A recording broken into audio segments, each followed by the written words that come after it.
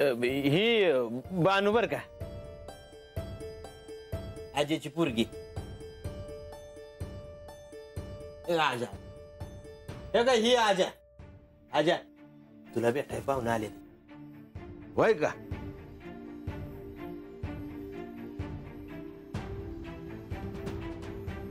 म्हणजे अगं मला असं वाटतंय की मी ह्यासनी कुठंतरी बघितलं आहे बघ आधी. नमस्कार, मी घोड्यांचा आणि मेंढरांचा व्यापारी आहे. तुमच्या वस्तीवर आल्यावर ह्या संदर्भात चौकशी केल्यावर आम्हाला कळलं की तुमच्याकडे खूप मेंढर आहेत. वय वय, अहो समधी देवाची कृपा बघा.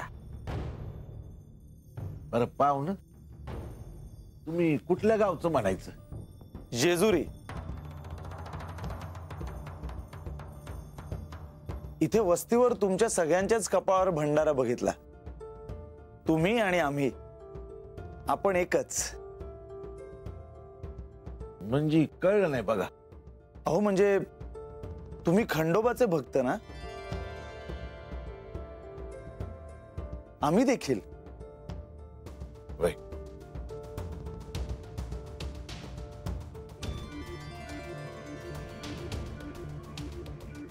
देवा, तुमच्या प्रिय भक्ताच्या घरी आम्ही आलो आहोत. पोचलो आहोत बाणाईकडे. म्या विचारलं तर चालेल का बा? अगं विचार की.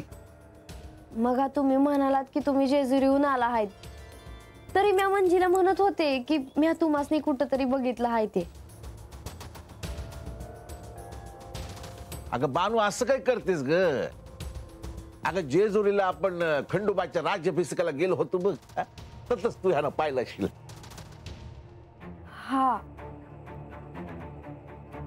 बरं पाहुण, म्या काय म्हणतो, आता लय उशीर झालाय हा, तेव्हा तुम्ही जेवणच जा. नको, आता जेवायचा घाट कशाला, राहू दे की. नाही नाही, अहो देवाच्या रूपानं कोण कधी घरला काही सांगता येत नाही बघा. ये म्हणजे त्यांना हात धुवायला पाणी दे. हे म्हणजे तांबे घे, घे की. ये रंग्या, जरा ये ये तिकडे ये. ये. तुझं काय? नाही काय म्हणतो रंग्या, काळजी करू नको, मी आज जेवाय थांबतो. तू हात थांबून येळ घालू नगस. पाड्यावर जाऊन समजायचे सांग की पाहुणं हातच राहणार आहेत म्हणून. हा, उगा त्या आबाला हेलपाटा पाडायला नको. हा, जा जा जा. अरे पर अरे जातो का नाही? इधर. ए बानू, येतो बर का म्या. जरा पाहुण्याकडे ध्यान ठेव, त्यासनी काही कमी जास्त असेल ती बघ. हा, येतो. येऊ का? बरोबर.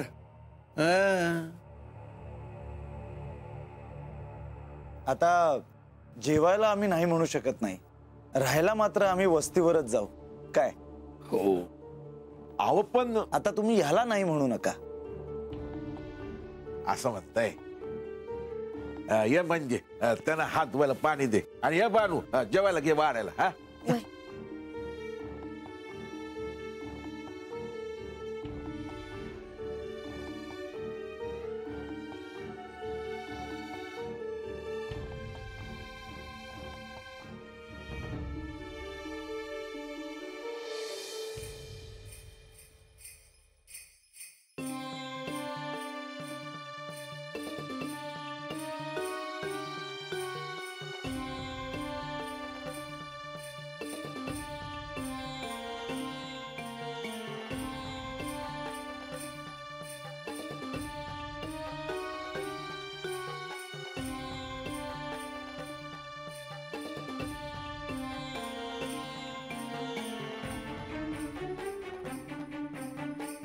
ओम श्री मार्तंड भैरवाय नमः. ओम श्री मार्तंड भैरवाय नमः. ओम श्री मार्तंड भैरवाय नमः. नारद मुनींनी सांगितल्याप्रमाणे खरोखरच बाणाई खंडेरायमय झाली आहे. ओम श्री मार्तंड भैरवाय नमः. देवा, क्षण क्षण तिच्या मनात तुमचेच अखंड नामस्मरण सुरू आहे. ओम श्री मार्तंड भैरवाय नमः. पण तिच्या आजूबाजूला जी माणसं आहेत त्यांना ते ऐकूही जात नाही आणि कळतही नाही. ओम श्री मार्तंड भैरवाय नमः.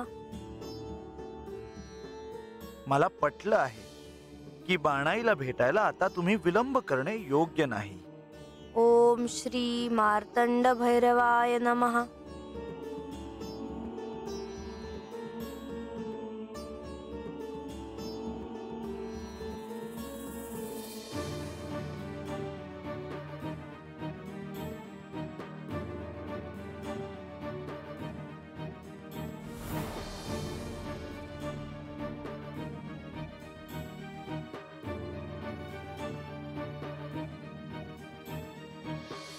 म्हाळसा,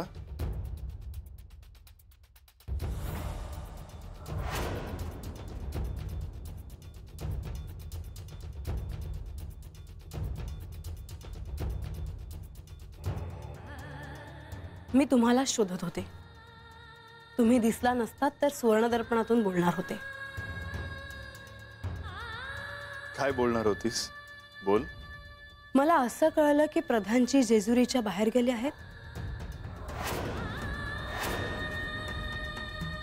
हो, एक महत्वाचं काम होतं आणि ते काम प्रधानजींशिवाय दुसरं कोणीही करू शकणार नाही असं मला वाटलं आणि म्हणूनच त्यांनाच जावं लागलं. असं काय महत्वाचं काम होतं जे मला ठाऊक नाही?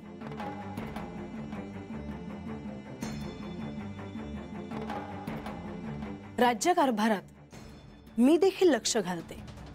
अशी मला एकही गोष्ट जाणवली नाही ज्यासाठी प्रधानजींना बाहेर जावं लागेल किंवा या विषयावर तुम्हाला माझ्याशी चर्चा करायची नसेल.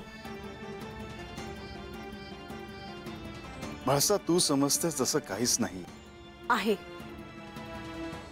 काहीतरी आहे. मी लक्ष्मीदेवींना भेटायला गेले होते. मला पहिल्यांदा असं वाटलं की लक्ष्मीदेवींना मोकळेपणाने सांगता आलं नाही.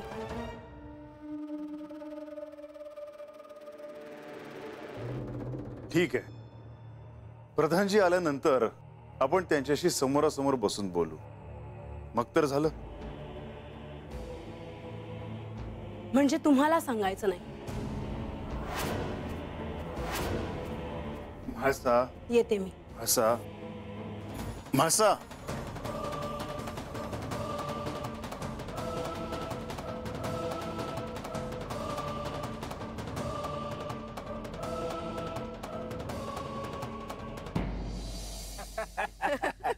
पाहुणं, तुम्ही रातच्याला परवास न करता हातच राहायचं ठरवलंय. लय बरं झालं बघा. नाही, त्यामुळं आम्हाला बी जेजुरीहून आलेल्या पाहुण्याची सेवा करायला गावली. वय वय, या गावात समधी जण खंडोबाची भक्ती करतात आणि इथं महाराज आलते की नाही त्यांनी समज सांगितलंय खंडोबाबद्दल. महाराज? होय, ते आदन मधनं येतात बानूकडं आणि तिला काय बाई वरत करायला सांगतात. लय मोठं महाराज आहे ती.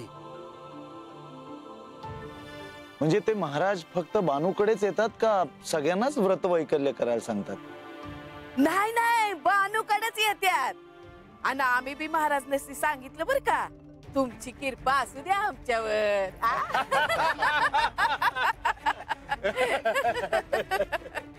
तुमची वस्ती मात्र सुंदर आहे. हा, आणि इथली माणसंही. ऐन बिन शेव उमराची वस्ती आम्ही. शेरड रानात चाराया घेऊन जाणारी माणसं आम्ही. इथं डोंगराच्या कडेला एक तळ आहे पाण्याचं. एक वाड आणि थंड गार पाणी आहे त्याच. तुम्ही रानात राहणारी माणसं आहात, त्यामुळे इथे फारसं कोणी शेती करत नसेल. कोण कोण डोंगराच्या पायथ्याला येता जाता काहीतरी लावतात आणि काहीतरी उगवलं तर घरला आणतात, पण शेती अशी नाही करत. श्री खंडेराय जर या ठिकाणी राहणार असतील तर त्या दृष्टीने सर्वत्र पाहणी करणे आवश्यक आहे. अजून बऱ्याच गोष्टी जाणून घ्यायला हव्यात. पाहुण, कसला विचार करताय? नाही, कसला नाही, तुमची वस्ती पाहत होतो. का हातच राहायचा विचार आहे तुमचा हा?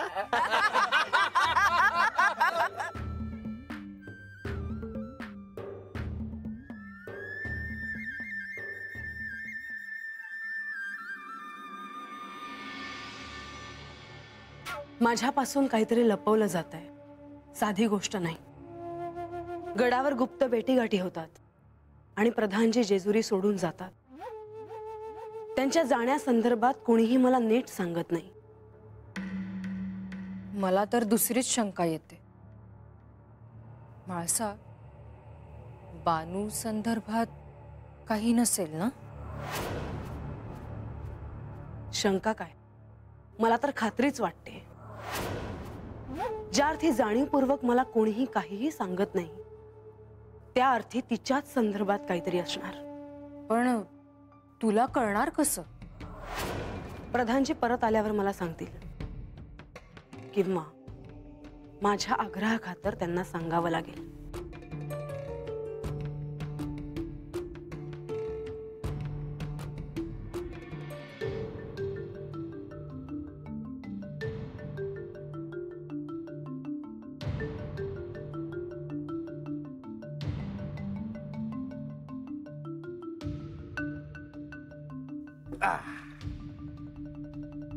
बानू लई चांगली माणसं होती ना ती.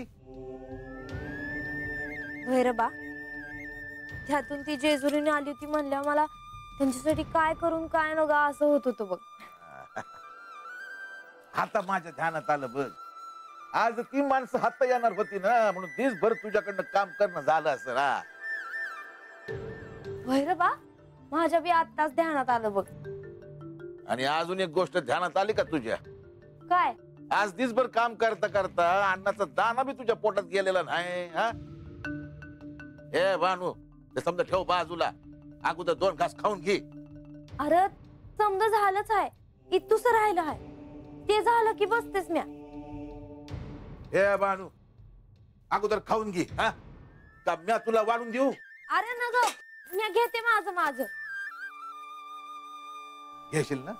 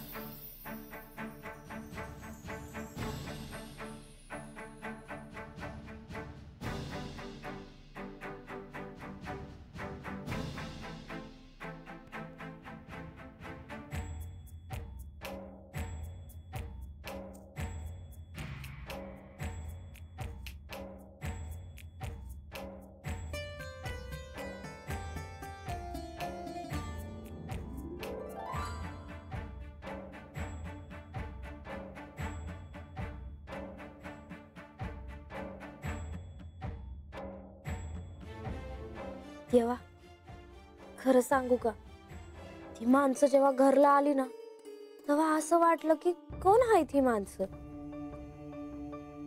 भरतीव चंदनाचा वास आणि त्या माणसांच्या चेहऱ्याकडे बघून असं वाटलं की मनापासून त्यांची सेवा करावी.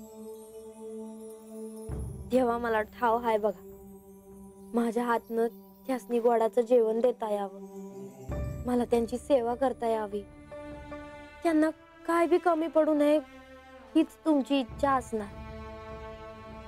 नाहीतर माझ्याकडनं हे समज आज दिवसभरात झालंच नसतं बघा.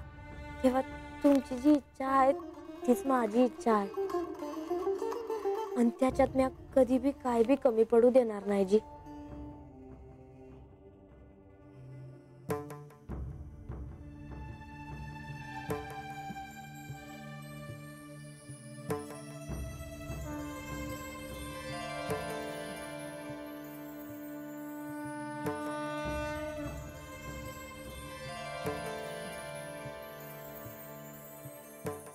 देवा, आज जयाद्रीची भेट झाली. प्रधानजी, तिच्याशी तुमचं बोलणं झालं का? तिचे वडील वस्तीतले सतत सभोवती आहेत, त्यामुळे बाणाईशी बोलता आलं नाही. प्रधानजी, तिला माझा संदेश द्या की जेव्हा आकाशात रात्रीच्या वेळी माझ्या कपाळावरील भंडारा आणि गंधासारखा आकार तिला चांदण्यात दिसेल, त्या क्षणी तिने पायात खडावा घालून आकाश मार्गाने निघायचे आहे. पण तिनं तुम्हाला कुठं भेटायचं? आकाश मार्गाने जाताना जमिनीवर जिथे चांदणे चमचमत असेल तिथेच तिने यावे. मी तिला तिथेच भेटेन. देवा, मी तुमचा हा गुप्त संदेश बाणाईला देईन, काळजी नसावी. प्रधानजी, कितीही अडथळे आले तरीही तुम्ही ते कराल याची मला खात्री आहे. देवा, पण तुम्ही सारखं चंदनपुरीला बाणाईकडे जायचं आहे हे का म्हणत होतात ते कळलं.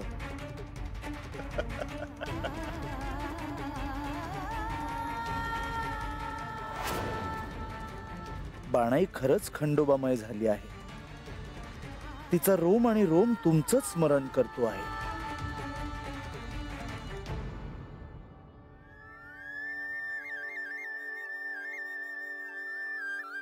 नारद मुनींनी म्हटल्याप्रमाणे तिचा जीव की प्राण तुम्हीच झाला आहात.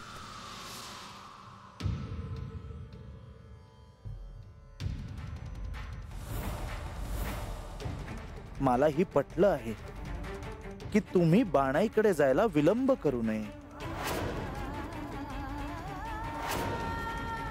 भक्तीची परिसीमा म्हणजे बाणाई, प्रेममय भक्ती म्हणजे बाणाई.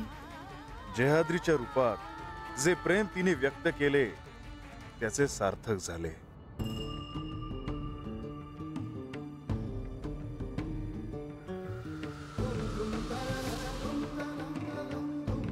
ह्या जन्मात ही तिने शिवभक्ती सोडली नाही. देवा, मी आल्यावर इथली काय परिस्थिती आहे हे सांगेन, पण गोष्टी सोप्या दिसत नाही. म्हणजे बाणाईच्या विवाहाचा घाट घातला जातोय देवा. प्रधानजी, परीक्षा काही चुकत नाही. तुम्ही या, मग बोलू आपण. काळजी घ्या.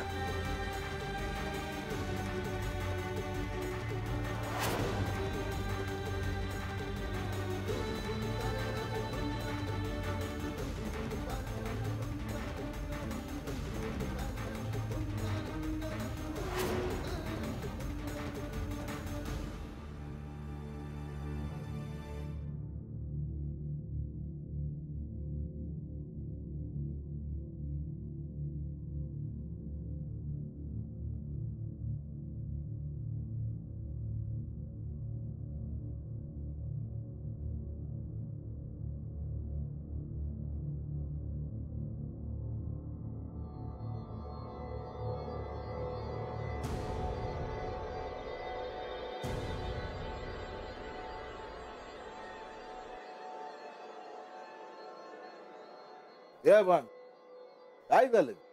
झोप येत नाही वय? बार मी काय म्हणते, त्या पाहुण्यासनी घोंगड्या देऊन ये की र. अरे कडाक्याची थंडी पडली हाय.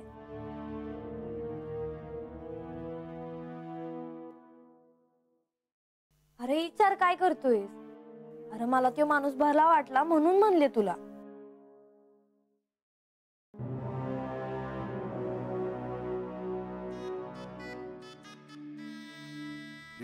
जेजुरीवर आलंय म्हणून तुला हे समज करायला वाटते ना?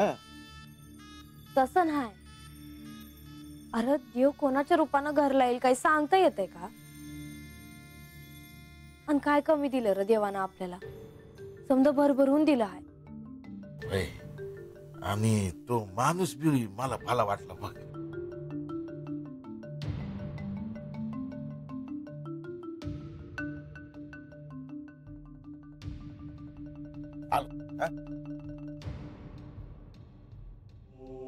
अरे बा, ततच घुटमळत बसू नगस. ही कांबळत येऊन ये घरला लागली. वय वय मी त्यासनी कुठं तरी बघितलं हाय, पर कुठं तेच मला आठवत नाही.